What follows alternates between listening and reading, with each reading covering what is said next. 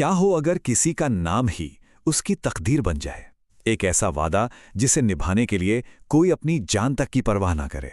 आज हम एक ऐसे ही क्रांतिकारी की कहानी जानने वाले हैं जिनके लिए आज़ादी सिर्फ एक शब्द नहीं था, बल्कि जीने और मरने का एक तरीका था। जी हाँ, ये कहानी है चंद्रशेखर आज़ाद की। देखिए, चंद्रशेखर के लिए आज़ादी कोई सिर्फ एक सियासी मकसद नहीं था। ये एक बहुत गहरा उनका अपना यकीन था जो उनकी रगों में दौड़ता था। वो मानते थे कि एक आज़ाद इंसान की तरह जीना तो उनका जन्म सिद्ध अधिकार है, एक ऐसा हक जिसके लिए वो किसी भी कीमत पर लड़ने को तैयार थे। लेकिन बात सिर्फ आज़ाद जीने तक की नहीं थी। आज़ाद को ये पता था कि सच्ची स्वतंत्रता का मतलब है मौत में भी स्वतंत्र रहना। उनका ये प्रण कि आज़ाद मरेंगे, ये महज एक नारा नहीं था, ये तो एक भविष्यवाणी थी जिसे वो खुद पूरा करने वाले थे। तारीख थी 27 फरवरी 1931। जगह इलाहाबाद का अल्फ्रेड पार्क। एक बिल्कुल शांत सुबह थी और एक क्रांतिकारी मुलाकात चल रही थी, लेकिन हवा में जैसे धोखे की गंध थी। आज़ाद को इस बात का बिल्कुल इल्म नहीं था कि किसी मुखबिर ने उनकी आज़ादी की कीमत लगा दी है। और जैसे ही सूरज चढ़ा, ब्रिटिश पुलिस ने पार्क को चारों तरफ से घेर लिया। भागने का हर रास्ता बंद था, जाल बिछ चुका था। पुलिस ने हुक्म दिया, सरेंडर करो। वो चाहते थे कि वो घुटने टेक दें, लेकिन चंद्रशेखर आज़ाद ने झुकना तो कभी सीखा ही नहीं था। उनका जवाब लफ्जों में नहीं आया, वो आया एक गोली की गगनभेदी आवाज के साथ। जंग शुरू हो चुकी थी।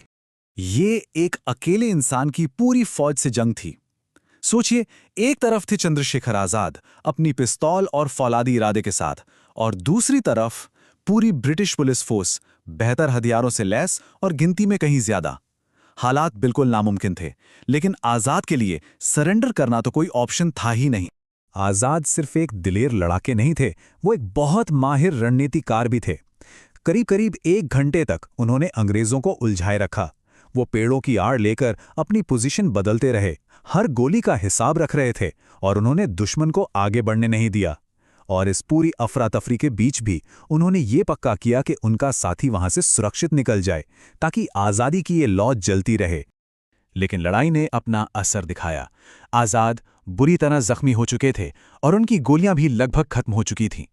आखिर में उनकी पिस्तौल में बची थी सिर्फ एक गोली, सिर्फ एक, और एक फैसला लेना था, वो इस आखिरी गोली का इस्तेमाल कैसे करने वाले थे। जरा सोचिए, उस एक लम्हे में जब चारों तरफ से गोलियों की बौछार हो रही थी, उनके अपने ही शब्द उनके कानों में गूंज रहे होंगे, मैं कभी भी जिंदा नहीं पकड़ा जाऊंगा। ये एक वादा था जो उन्होंने खुद से किया था, और ये वो वादा था जिसे वो निभाने वाले थे। एक पल के लिए इस स्थिति को समझते हैं। पकड़े जाने का मतलब सिर्फ कैद नहीं था, इसका मतलब था भयानक तशद्दुद, जिल्लत और अपने मकसद के साथ गद्दारी। तो फिर चुनाव साफ था, है ना? गुलामी की एक लंबी दर्दनाक जिंदगी, या फिर एक आज़ाद इंसान की पल भर की बाइज्जत मौत। वो आखिरी गोली किसी अंग्रेज के लिए नहीं थी, वो आज़ादी के लिए थी। एक आखिरी ललकार के साथ उन्होंने अपनी पिस्तौल उठाई और अपना वादा पूरा किया। वो जमीन पर गिरे, लेकिन उनकी रूह आसमान में बुलंद हुई। उन्होंने मौत को भी अपनी ही शर्तों पर चुना और हमेशा हमेशा के लिए आज़ाद हो गए। आज़ाद, ये सिर्फ एक नाम नहीं था, ये उनका घोषणा पत्र था, उनका यकीन था और उनकी आखिरी वसीयत भी। असल में ये वो लफ्ज़ था जिसने उनकी पूरी जिंदगी को मतलब दिया और उनकी विरासत पर हमेशा के लिए मुहर लगा दी। उनकी शहादत की खबर जंगल की आग की तरह फैल गई और इसने पूरे मुल्क में गम और गुस्से की एक लहर दौड़ा दी। अंग्रेजों ने शायद सोचा होगा कि उन्होंने एक क्रांतिकारी को खामोश कर दिया है, लेकिन उन्होंने तो अनजाने में एक अमर कहानी को जन्म दे दिया था। आज वही Alfred park Chandrashekhar Azad park के नाम से जाना जाता है, जो हमें याद दिलाता है कि जिस्म भले ही गिर जाएं, पर आज़ादी की भावना कभी नहीं मरती। तो आखिर में ये समझना बहुत जरूरी है कि उन्होंने जो नाम चुना, जो वादा किया और जो आखिरी काम किया, वो सब एक ही थे।